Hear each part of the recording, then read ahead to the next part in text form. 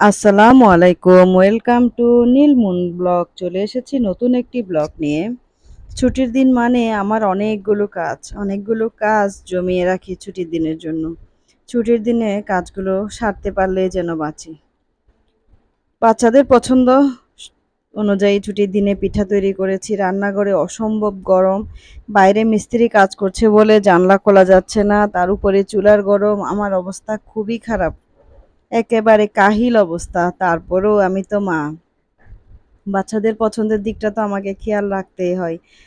নাস্তাটা করে জাস্ট উঠলাম, এমন সময় শাক বন্ধু মিষ্টি কুমড়া শাক দিয়ে গেল।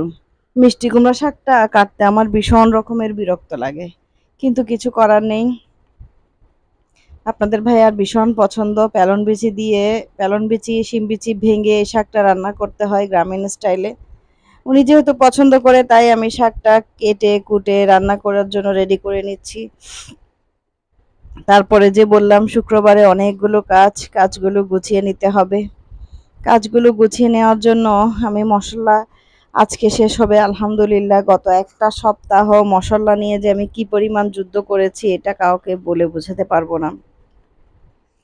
যেহেতু সকালবেলা আমাকে বের হয়ে যেতে হয়, সকালবেলা বলতে 12টায় বাসা থেকে বের হয়ে যেতে হয়, তার কারণে বেশিক্ষণ রোদে দিতে পারি না।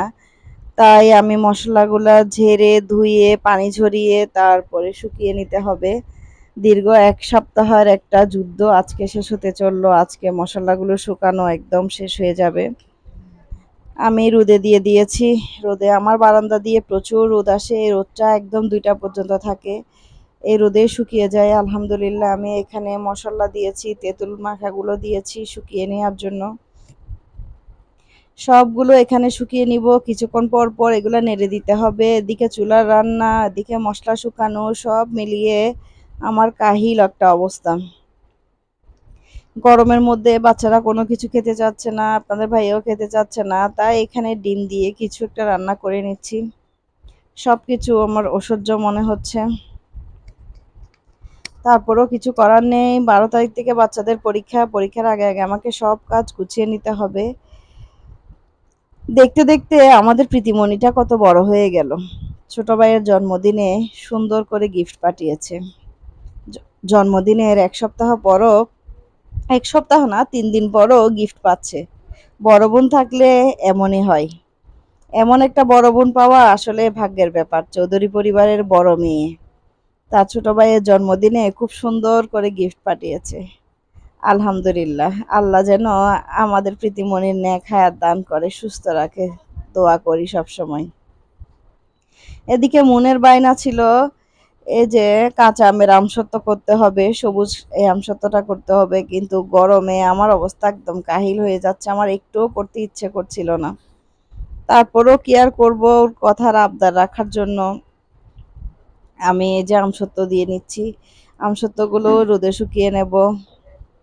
আমসত্ত্ব অল্প করে বানিয়েছি, 5-6টা আম দিয়ে বানিয়েছি। আমার এসব কাজ করতে একদমই ইচ্ছে করছিল না। চুলাতে যেতে চুলার গরম, বাইরে রোদের গরম, সবকিছু অসহ্য লাগছিল।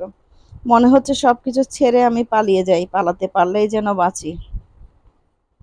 তারপরেও আমি তো মা, আমি এর আবদার কি ফেলতে পারি। এই যে আমসত্ত্ব দিয়েছি, সাথে মশলা শুকাচ্ছে।